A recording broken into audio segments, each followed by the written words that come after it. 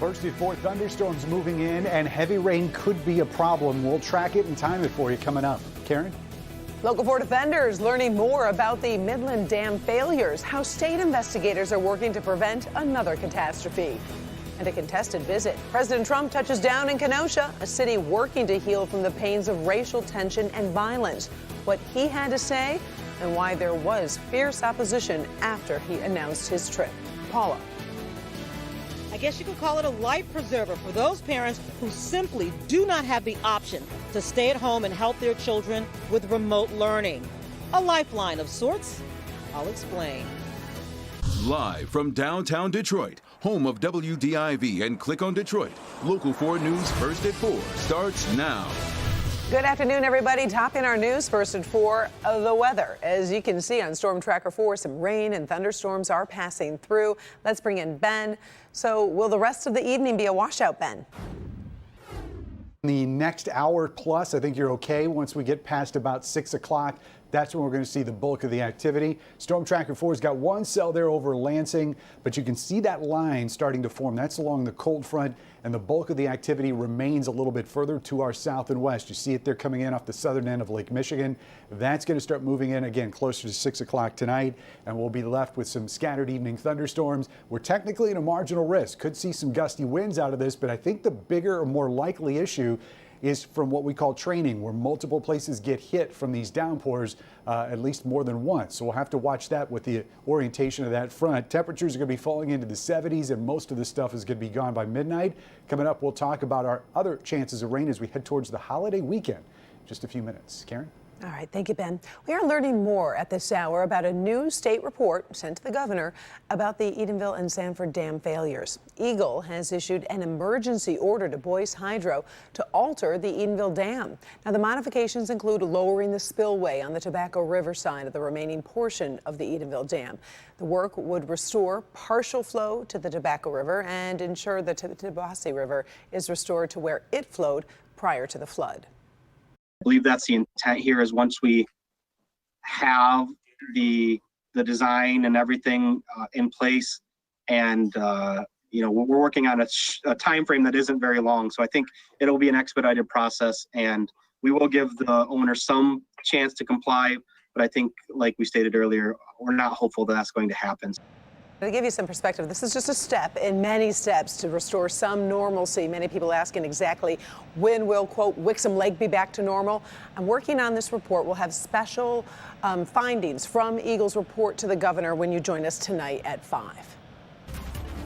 We do have breaking news just in. Michigan State University identifies more than 40 people who may have known about convicted sex offender Larry Nassar and former Dean William Strample's crimes. The U.S. Department of Education Office for Civil Rights ordered MSU to conduct that investigation, and Michigan State released the results today. University identified 8 individuals and a number of people on an advisory council for the College of Osteopathic Medicine who failed to report after being notified of the potential sexual misconduct. Now, we're taking a closer look at the report, getting the very latest details, and we'll share a comprehensive breakdown tonight at 6.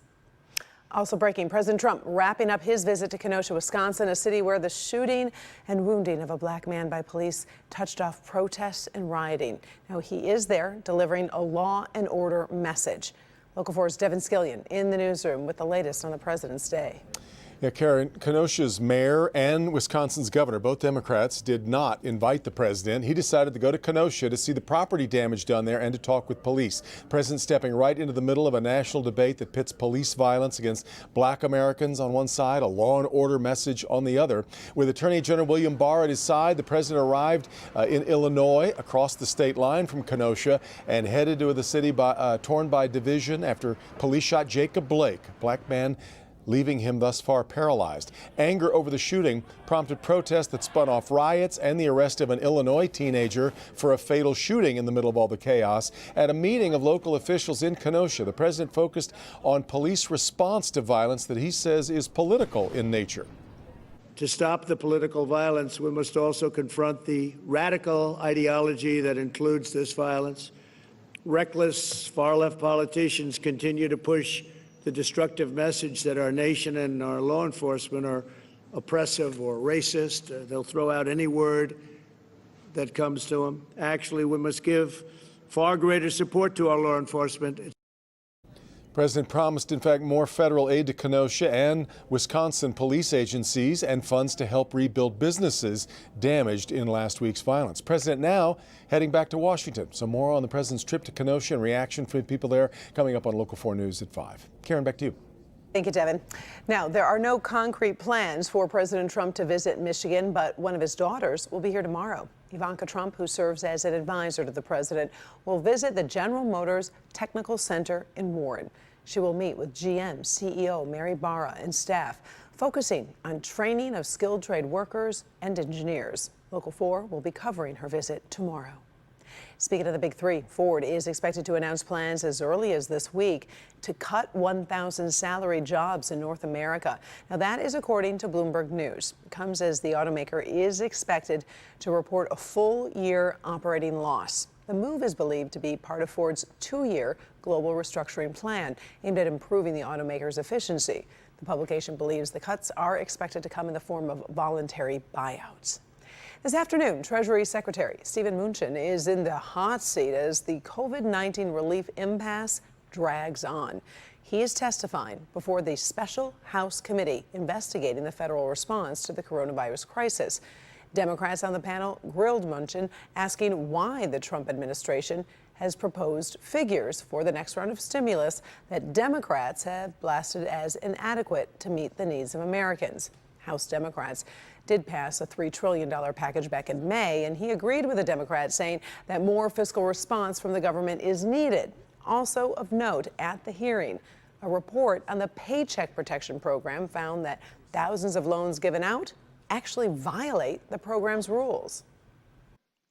Based on an analysis of the Treasurer data, the subcommittee identified more than 10,000 loans to companies that receive multiple PPP loans, a violation of the program's terms.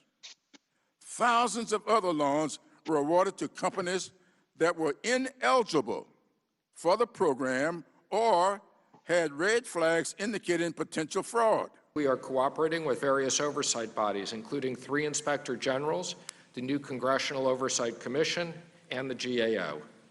Treasury and the Internal Service have made data and information regarding millions of economic impact payments available on the websites. Now, this is the first time that Mnuchin is testifying since the negotiations stalled between House Speaker Nancy Pelosi and the White House more than 3 weeks ago. Now, during the hearing, Mnuchin said that he is prepared to sit down with the Speaker at any time to negotiate. Closer to home today, here first at 4, the economic impact of the pandemic has made life hard for many Detroiters who rent their homes. Well, this morning, the group Detroit Action rallied at the Spirit of Detroit statue, calling for a continued moratorium on evictions and foreclosures to protect Detroiters. The group wants protections to continue until the end of the pandemic after a recovery period. Checking today's coronavirus headlines, Michigan Medicine is partnering with pharmaceutical company AstraZeneca for a phase 3 clinical trial to test a vaccine against COVID-19. Meantime, the state reports 718 new cases of COVID-19. There are 15 additional deaths to report in the past 24 hours. Let's talk about the national front. The United States has surpassed 6 million COVID-19 cases. More than 183,000 people have died from the virus. Those numbers from Johns Hopkins University database. Also, a new report shows the number of cases of COVID-19 continues to rise in children. According to the American Academy of Pediatrics, more than 70,000 new pediatric cases were reported from August 13th to August 17th. So that is an increase of 17% over the past 2 weeks. As school districts begin the academic year, a new effort is underway to make sure that every student in the city of Detroit is enrolled. The Count Me In Coalition will help families with resources to enroll their children in school, whether they choose virtual or in-person classes. We want to reach 100% of the students in Detroit to make sure they get counted in at a school or a school system, whether public, charter, or private. The schools are the experts in educating. But the long-term solution to school connection, engagement, and attendance must include the entire community. A month ago, 20% of Detroit's student population were not enrolled. Officials say that number has now been cut to 10%. For parents still trying to figure out how they will juggle remote learning and getting to work, school districts are getting pretty creative to keep the wheels of commerce turning while driving options to keep education on track. Paula Tutman talks about the Y Learning Centers and how they are becoming flotation devices to keep families above water.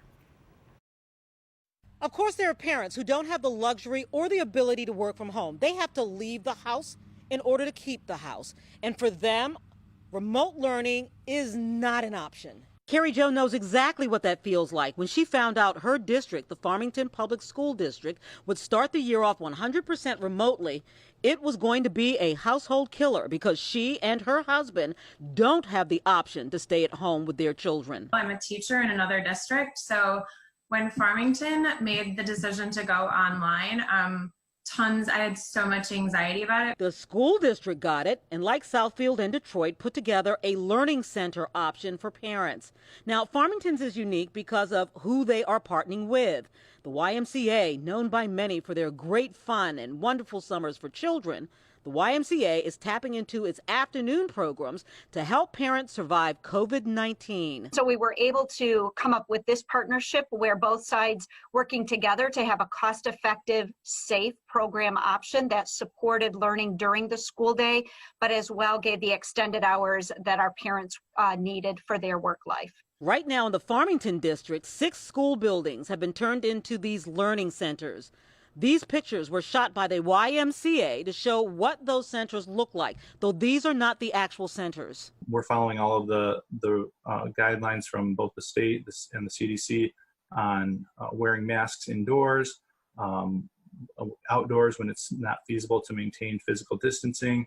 Any shared activity equipment that we have, canoe paddles, life jackets, those things, are all being sanitized and disinfected between uses. The cost is $125 per child per week in the Farmington district, but prices vary for the 5 other learning centers in Royal Oak, Southgate, Detroit, and Holly, which will actually do pickup for Novi, Milford, Birmingham, and White Lake. But for many, that $125 may as well be $1 million. And for that, Farmington and the YMCA are working to offset costs for parents who demonstrate need. We are raising money, and we have donors that we're trying to help subsidize because some families can't even pay the $125. So we have financial assistance available for them. Now remember, this isn't school. It is remote learning with adult supervision that also happens to include some of those fun YMCA elements. I mean, it's only day 2, but she calls it school, and she's just so excited that she got to go to the playground and have lunch, and they read a book. Paula Tutman, Local 4. The YMCA is currently negotiating with 13 additional area school districts to increase learning centers. Space is limited. We'll put information on how to find out more on our social media platforms. Still to come first at 4, a dog gets swept out to sea what he was hunting for that got him into trouble. But first, a powerful typhoon impacts Japan, what may be prompting increased storm activity in the country.